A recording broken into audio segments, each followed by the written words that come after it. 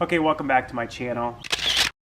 Today's project is we're going to fix this MX650. So we're going to keep doing this because it seems like we keep replacing parts off this. And once we got and replaced the back tire of this last time, we put it all back together again. We made everything nice and tight again, and we realized that the chain kept slipping. And the kids were saying it would fall off if you hit any real big bumps or whatever.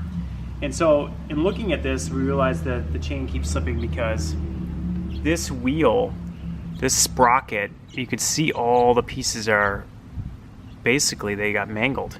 So I don't know if the chain or what happened with it, but it did something to it. So I was looking online, and this part is completely back ordered from Razor. So I counted up each of these. There's 80 teeth into this, and then it gives you the measurements online, and I measured the millimeters from each of the holes to make sure that what we're getting here is an exact copy of what we really need. Well, it's not quite exact, but what is exact is the holes that connect it, and in theory, the teeth.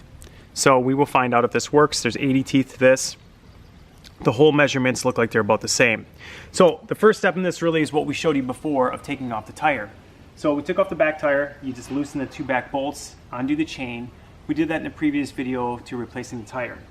Then once you actually do that, what you'll get is you'll see that this sprocket's on here like this, and you'll see that this is really connected on the back. This plastic thing is really just a guide.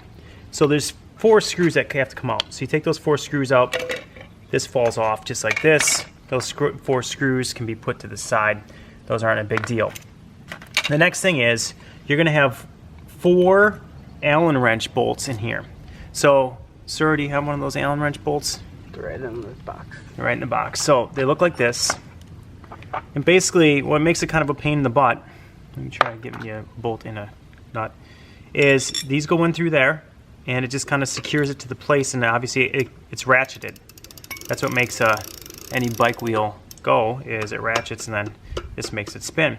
So anyways, the thing that makes it hard is you see it goes through the gearbox here, and these nuts are on the back side of this. So you have to find a wrench that's small enough to fit on the back side, and then of course this is going to go onto the front side of it, and you have to loosen those, pull this piece off.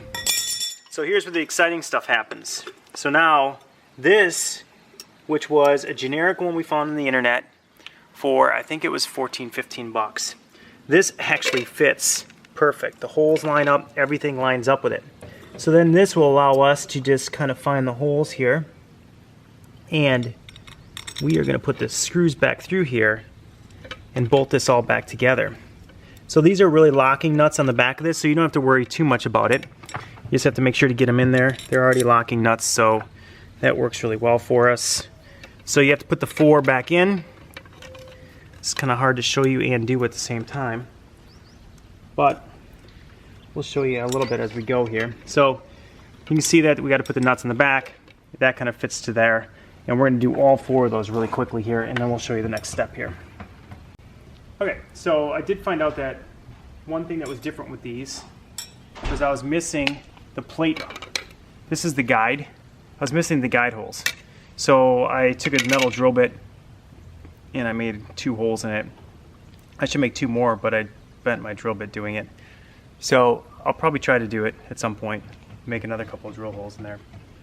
But that's what I had to do just to get it to work. So gonna keep working on it quick, and then get this piece put back on. Okay, so what we did so far was we got the new bracket put on, or the new sprocket put on. So this is the old one. So we got the new one put on. Everything's really tightened down on that. Now we're going to try to put this piece on here that'll help. It's more of a chain guide. So I think if we get a couple screws in it, we should be fine. I didn't drill all of them yet. So I'm just going to try to get a couple screws in here and see if that works for us, just to get the chain guard on there. So that's what I'm working on right now. Once I get that on, then we just got to put the back tire on and we're set to go.